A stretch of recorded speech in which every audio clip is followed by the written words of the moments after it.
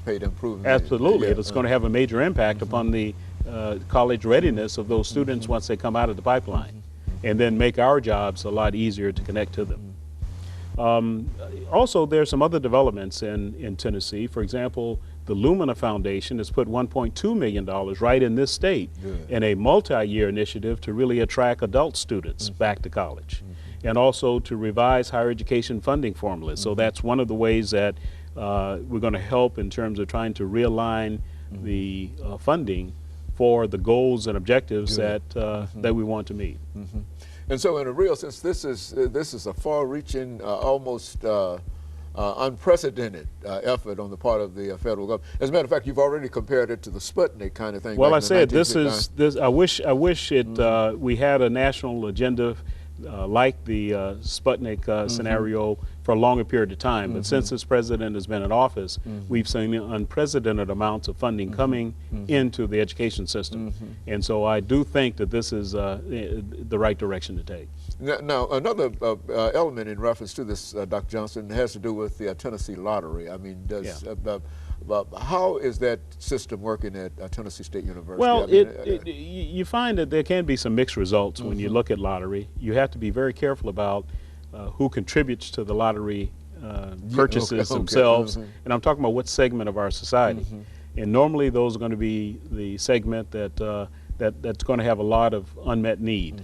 And so the people that actually receive the funding, however, those that score very high in their high school curriculums and who test very well, don't necessarily come from that same population. That's exactly right. So you get some mismatches that way. So I've always advocated for having a little bit more need-based aid coming out of the lottery scholarships. You got to have both. You got to have some merit, but also you have to give some of the students that have unmet need an opportunity to compete for those funds as well. You know, Dr. Johnson, we've got about 3 minutes, and why don't you take an opportunity perhaps to say something in reference to students this morning, to re-emphasize something that everybody probably tries to do every day, to re-emphasize the importance of education, them working hard and et cetera. You know, just coming from you as the president of Tennessee State University. Every chance I get to talk to students and potential students of the university, I say over and over again that education is the single best investment that you can make towards your future. I mean, and it is the investment that pays off in terms of return on investment or any other business term you want, more than anything else that you can invest in, including your house or your car. Your education is something that will continue to provide benefits to you over your lifetime.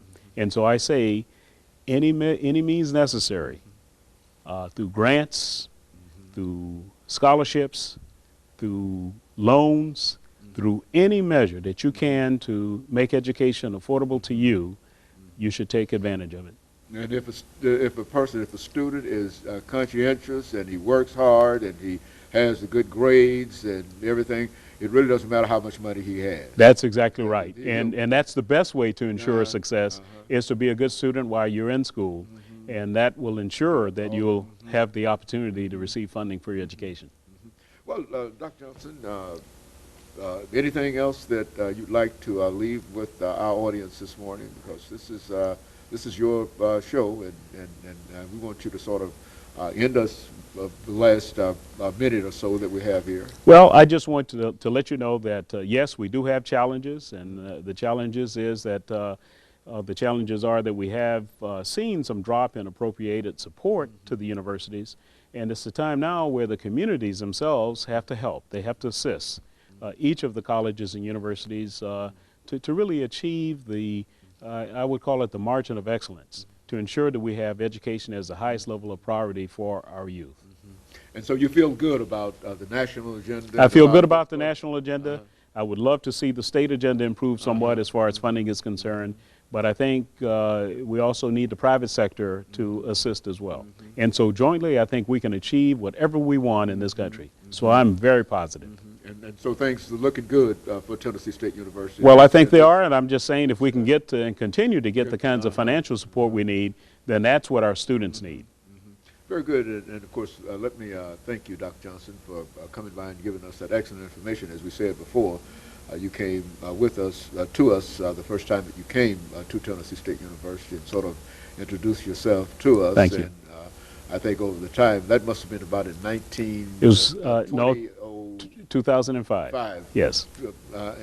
And so that's almost 5 years ago. Yes. And it took you 5 years to get back around to us. And we know the reason for that is because you've been very, very busy Yes. doing a lot of additional things. But we certainly want to thank you for taking the time out today. Thank you. To come by and to share with not only myself, but our audience in terms of some of the things that are going, some of the very positive things that are happening at Tennessee State University and what this actually means as a national agenda. And of course, we'll be back with our audience next week, and we encourage you to tune in again next week for another informative edition of Comments. Thank you and good morning.